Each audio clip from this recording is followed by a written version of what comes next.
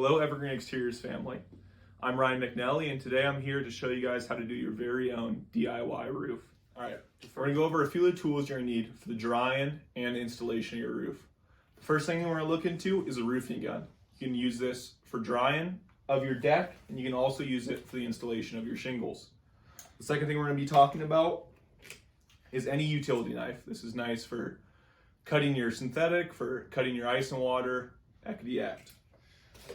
We're also going to be looking into a pair of nice metal snips. This is good for cutting your drip edge, kick out flashings, a lot of those.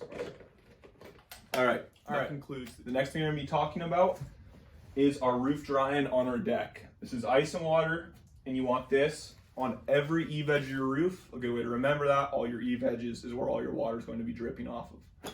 You want your ice and water 2 feet past a heat-bearing wall. The reason for this is that all eave edges are going to create ice dams, and this is because of the hot air from your household and the cold air from the exterior both meeting on that exterior wall, creating ice dams right there. And the ice and water does a very good job of not letting that happen. The second thing you're going to put on your roof deck is synthetic. This starts wherever your last row of synthetic leaves off, and this is going to go all the way to the ridge of your roof. Also, something to keep in mind, we highly recommend that you put ice and water in all of your valleys. This helps with places where a lot of water is coming down, keeps them dry. All right, the next step we're going to be looking into is installing our drip edge. We're going to be starting with our eave edge drip edge and how this is going to wrap around a corner. The way that I like to do it, and I should say there is a million ways to install drip edge on a house, but the way that I like to do it is a 3/4 cut on either side of this little bottom part. You're just going to angle it down a little bit. And take those off.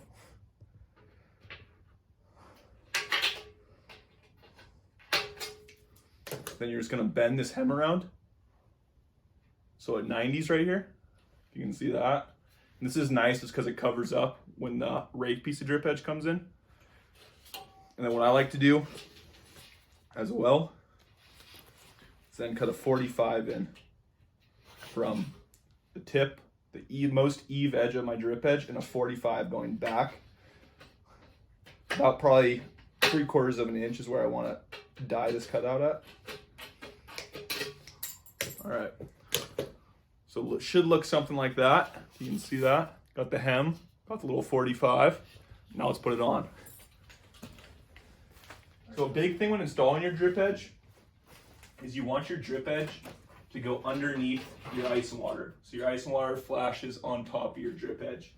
And the reason for that is that when you have water coming down, it's gonna flash, water's gonna roll over the very bottom of your ice and water on your drip edge off the roof. Now if you put your drip edge over your ice and water is gonna hit right here, go underneath your drip edge, and it's gonna be immediately pushed right down to the top of your fascia, ultimately rotting your fascia out, and that's just going to cost you more money in the long run. So anyways, let's put our drip edge underneath. That 90 that we cut in, the earlier hem, is going to go all the way flush with the very 90 corner of your fascia. So that feels good right there. Feels nice and tight on my fascia. I'll put a couple nails in.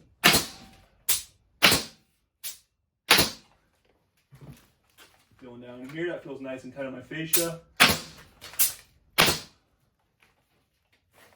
right, ladies and gentlemen, we're going to be putting on our rake piece of drip edge. And the reason now that we're going over synthetic is that if you have wind blowing in from the edges, this protects it and holds it down. You're not going to have any wind get underneath this synthetic or underneath this ice and water and peeling it up, vice versa. Now if we went underneath it, you can see that wind can catch right here, lifting stuff up. So we're gonna go over. Now with this piece of drip edge, we're gonna go flush with the very eave edge, very bottom of this. Take my pencil, and I'm going to mark right where that 90 is, right where that corner is. I'm gonna make a little mark. You guys can see that right there. Now I'm going to take back out my metal snips, and I'm going to completely cut out that little square. Boom. And boom. You can also sometimes squeeze them a little, makes them fit a little more solid into each other, a little more snug.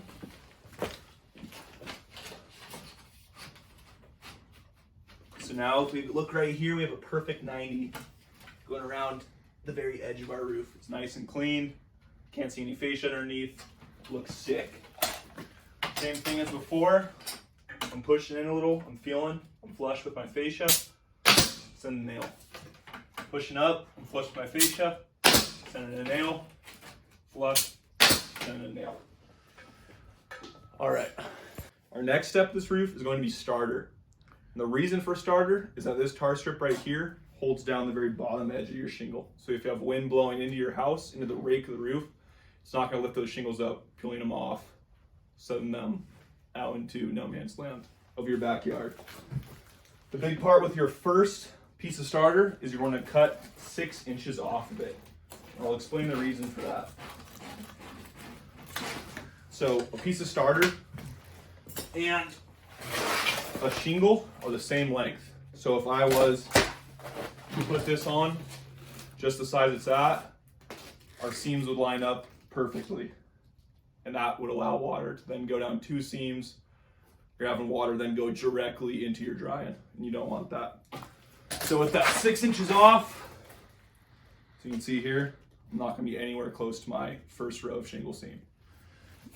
So let's put that piece of starter on.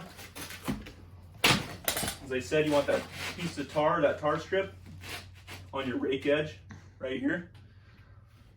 When putting your nails in, you want them fairly close to your tar strip, not pushing it close, but say somewhere between a 3-inch from the very bottom of the starter, just allowing it to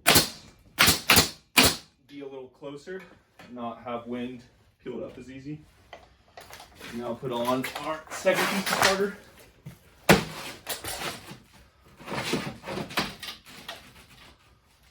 You want this just flush with your rake edge of drip edge.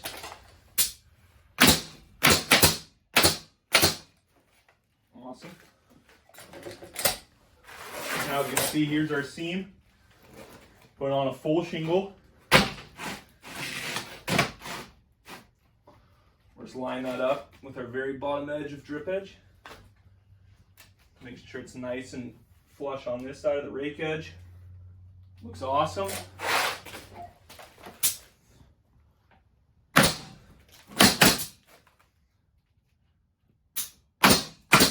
All right, ladies and gentlemen, so we've installed our first shingle. As you can see here at my nails, I have one nail almost towards the almost very outside edge. Then I have about, I'd say about a 12-inch space where my next nail is going to land. And the reason for that is I have another shingle coming in here. I don't want my next shingle step landing on a nail head where it's going to leak down into the roofing deck. And the spacing for this is you want to go about 3 inches apart. We're going to put 5 nails into every shingle, 6 nails if you're in a high wind area. But if you're just doing a simple repair, I just recommend 5 nails. All right. Our next shingle, we're going to want about a 6-inch step back from our previous full shingle. And you also want your second shingle to line up with the water line on a shingle, and that's kind of determined by this little, where it goes from double ply to single ply. You can see this little line. That's where you want your second shingle to line up with. You can see there.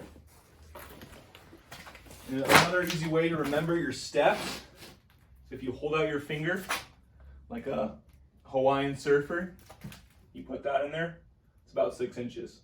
So that looks perfect to me. Let's look here, I'm on my water line, I'm straight, that's awesome. I'm gonna shoot it down.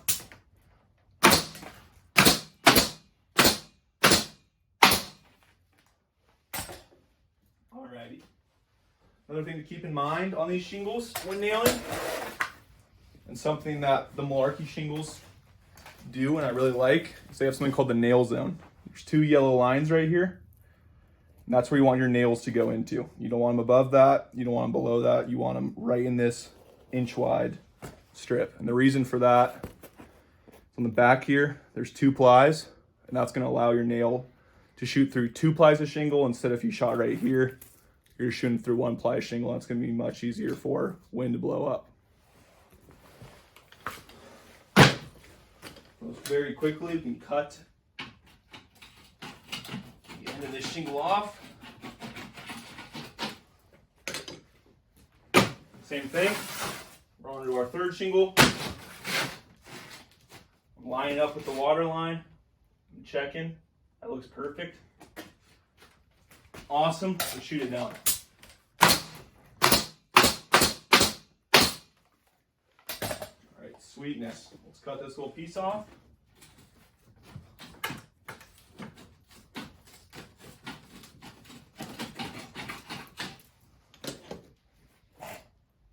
All right, the next step we're gonna do is finishing out our res.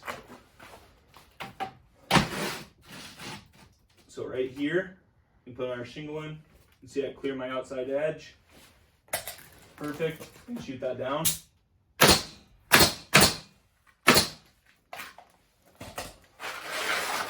Next shingle. Line up my water line. Another big determination is if you can tell that your roof is straight as you're shingling. So if you have a shingle going like this, you probably gotta be working your shingles up.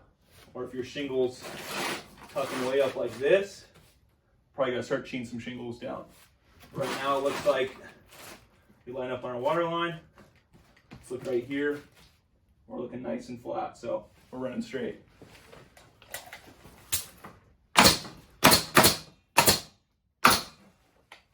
Same thing, and cut that off. So on our last little shingle here,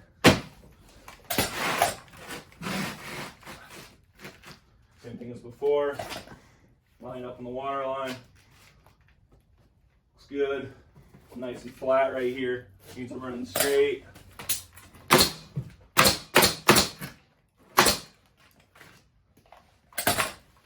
And then if we're looking more into this, obviously you'd have another step shingle or another shingle step right here, probably a second one right here and a last one right here. Then you could run all those across as I've done. Then after you've done all your steps, your last shingle is going to go back to the first one you started with, which is going to be a full. You're just going to repeat that process up the rake of the roof until you get to the ridge.